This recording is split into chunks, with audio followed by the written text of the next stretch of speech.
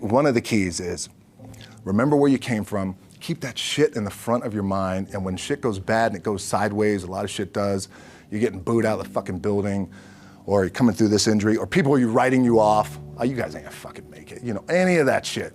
You gotta keep it in here. And it really has to, it should drive you.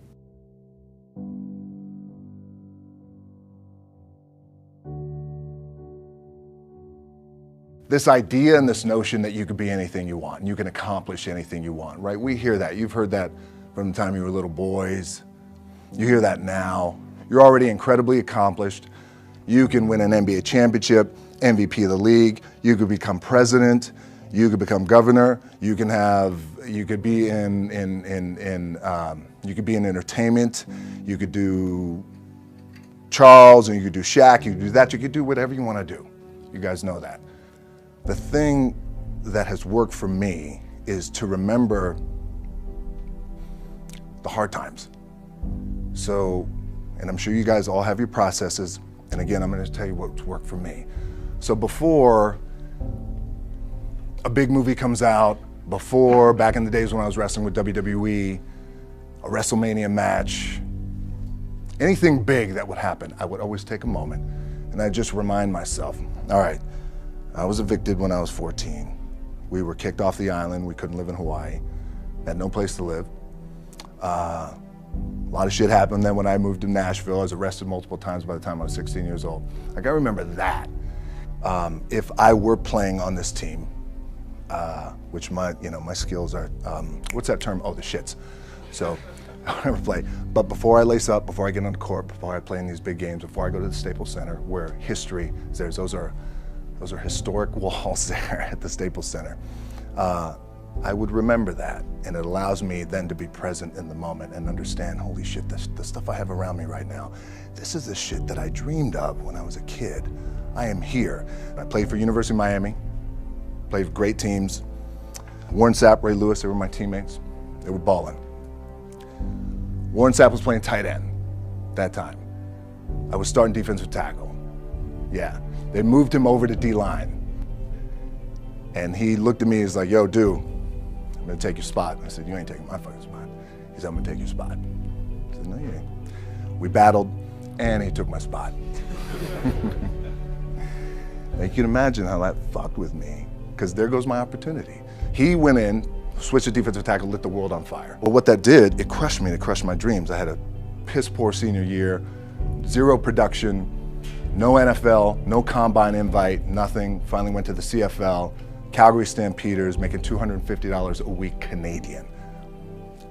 Now, I had to send that shit home to my wife at that time. Had no money. So I remember that. When I got cut from Canada, I had $7 in my pocket. And I always tell that story. So now my production company is $7, advertising agency is $7, everything is $7. So I always remember that. What helps me is to keep the hard times in the front of my mind, because it allows me to go into these big moments that I've worked my ass off, and you guys have worked your ass off. It allows me to go into these big moments with a different perspective.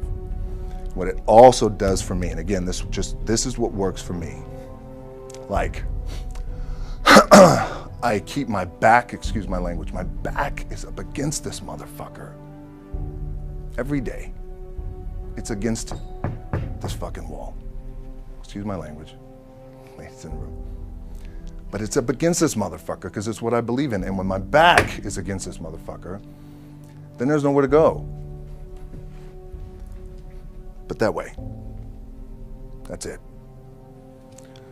So I feel like this could be something, an ideology and mindset that could help you, if you look at it that way.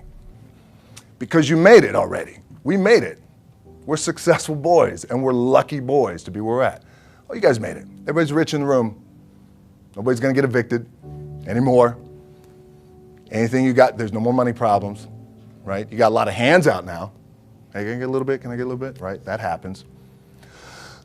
But when you make it, for me, I need this. I need this. So every day, my back is up against this motherfucker, and this is how I operate. Now, doesn't mean you don't smile, Doesn't mean you don't laugh and joke, right? You're happy, I'm a happy guy. But when it comes to business and when it comes to executing, it's up against this. And I gotta go that way. And I don't give a fuck who is in front of me. They're not gonna stop me. I feel like for me, it feels seamless because you prepared for so long, but it's just like you guys prepping for a game.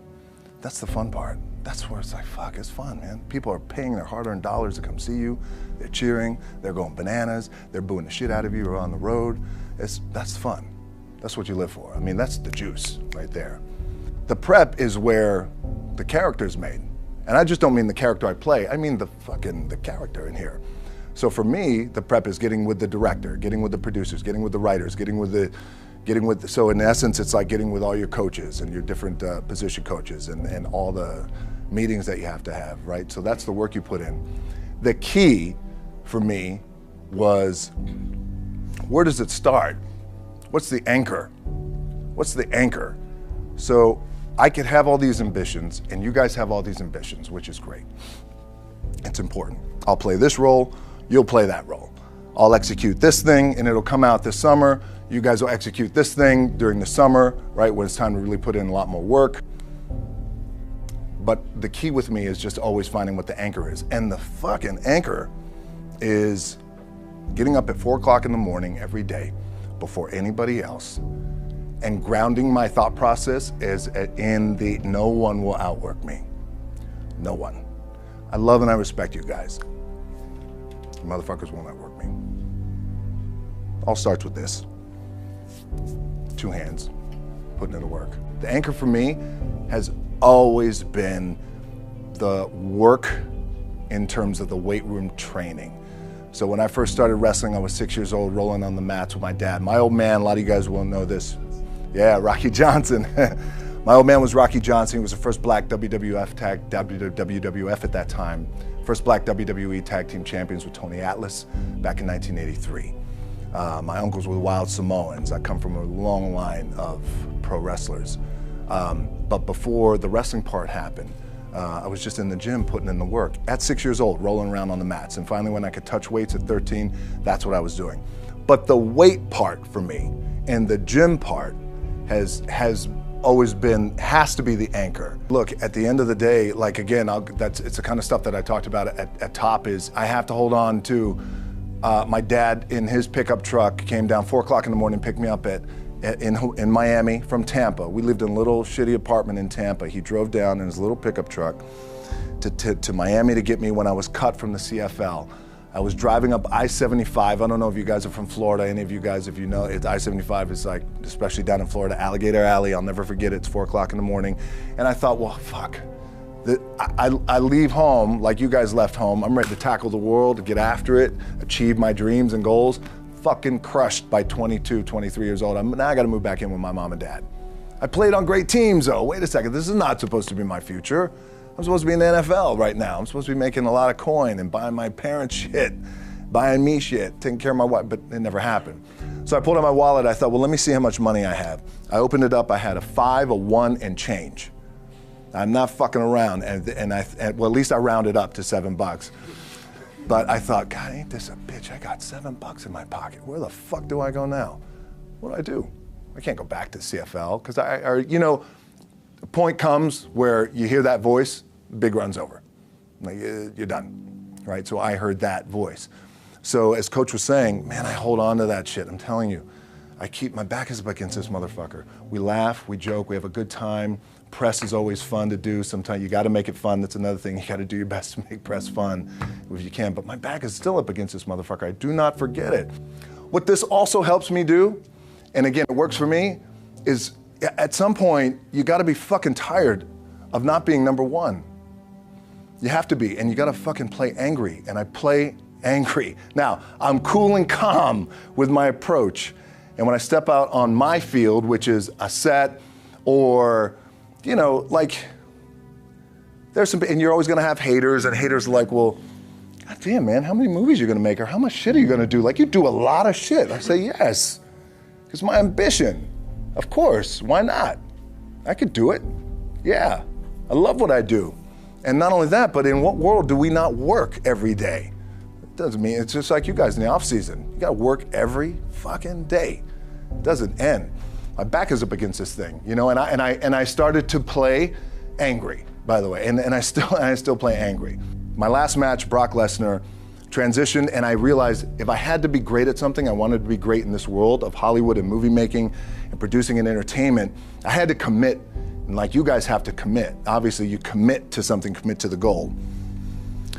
So I quietly retired. 2 years later, I thought, what the fuck did I do with my career? Because my movies were not doing well. I was written off. I was like, it was around 2006, 2007. I was like, God damn. I left, I pulled a Jim Brown. I left when I was on top, like #1 in the wrestling business, and I left. It was a ballsy, gutsy, some call it stupid move, but I had to commit and I had to follow what was in my gut. And at that time, I'll share this with you guys, and Will Smith is my boy, and I sat down at that time with the agency I was with, and they said, what do you want to accomplish? I said, I want to accomplish the world. I want the world, and I want Will Smith's career, and I said, and I mean this respectfully because I know he's here at this agency with us, I want to do it bigger and better. And they looked at me like I had 3 fucking heads, and they were like, okay. But I still stayed focused, and I still had still put in the hard work with my 2 hands, and that's it. And that's what it comes down to with you guys. One of the keys is, remember where you came from, keep that shit in the front of your mind, and when shit goes bad and it goes sideways, a lot of shit does, you're getting booed out of the fucking building, or you're coming through this injury, or people are writing you off, oh, you guys ain't gonna fucking make it, you know, any of that shit. You gotta keep it in here. And it really has to, it should drive you.